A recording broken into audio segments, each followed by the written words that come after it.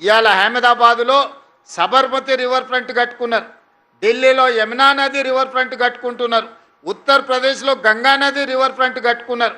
వాళ్ళందరూ వాళ్ళ రాష్ట్రాలు అభివృద్ధి చేసుకొని దేశంలోనే గొప్ప రివర్ ఫ్రంట్ ఎకానమీని చేసినామంటారు.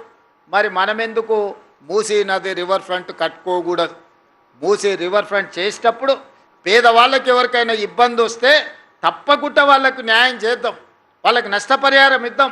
వాళ్ళ ఒకవేళ ఇల్లు కోల్పోతే నివసించడానికి అవసరమైన ఇళ్ళ కోసం ఏం చేయాలనో మనం ఆలోచన చేద్దాం తప్ప మూసీ నది ప్రక్షాళన చేయొద్దని ఎవరన్నా అంటే అది నగరానికి మనం చేస్తున్న అన్యాయంగా మారుతుంది.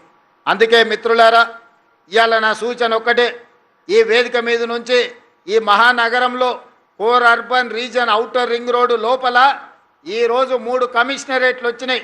హైదరాబాద్ కమిషనరేట్, సైబరాబాద్ కమిషనరేట్, మల్కాజ్గిరి కమిషనరేట్లు వచ్చినాయి. 1,34,00,000 జనాభా ఉన్నది. వీటన్నిటిని కూడా ప్రక్షాళన చేసుకుందాం, రోడ్లు విస్తరించుకుందాం, ఫ్లైఓవర్లు కట్టుకుందాం, చెరువులను పునరుద్ధరించుకుందాం, నాలాల ఆక్రమణలు తొలగించుకుందాం, పిల్లలకు క్రీడా మైదానాలు నిర్మించుకుందాం. ఒక మంచి నగరంగా, ఒక అభివృద్ధి చెందుతున్న నగరంగా మన హైదరాబాదు నగరాన్ని మనం అభివృద్ధి పదం వైపు తీసుకెళ్దాం. ఎందుకంటే 5 ఏళ్ళు మల్కాజ్గిరి పార్లమెంట్ సభ్యుడిగా అన్ని కాలనీలు, అన్ని బస్తీలు తిరిగిన, ఇక్కడున్న కార్పొరేట్ కౌన్సిలర్ స్థాయి నాయకులతో కూడా నాకు వ్యక్తిగతంగా పరిచయాలు ఉన్నాయి. బస్తీలలో బస్తీ నాయకులతో నాకు వ్యక్తిగత సంబంధాలు ఉన్నాయి. అందరిని నేను గుర్తుపడతా, బస్తీల సమస్యలు నాకు తెలుసు. ఇవాళ నా సూచన ఒక్కటే, పని చేయించుకోకపోతే మీదే తప్పు. పని చేయడానికి నేను సిద్ధంగా ఉన్నా, నిధులు విడుదల చేయడానికి నేను సిద్ధంగా ఉన్నా.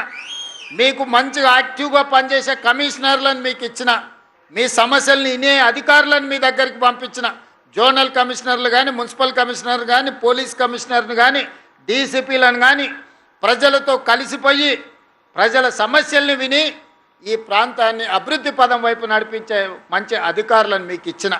మీరు సమన్వయం చేసుకోండి, మీరు అనుమతులు తెచ్చుకోండి, అభివృద్ధిని అడ్డుకోకండి. ఎవరికైనా ఏదన్నా ఇబ్బంది ఉంటే నా దృష్టికి తీసుకురండి. వీళ్ళకి నష్టం జరిగింది, ఈ నష్ట పరిహారాన్ని ఏదో విధంగా ప్రభుత్వం నుంచి అందే విధంగా. ఇవాళ స్థలం ఎవరిదైనా నిజంగా పట్టా ఉండి యజమాన్యపు హక్కులు ఉంటే వాళ్ళకి టీడీఆర్ ఇద్దాం. వాళ్ళని ఏ విధంగా ఆదుకుందామో చెప్పండి. వాళ్ళకి నష్టపోయిన వాళ్ళని బాధ పెట్టాలనేది మన ఉద్దేశం కాదు.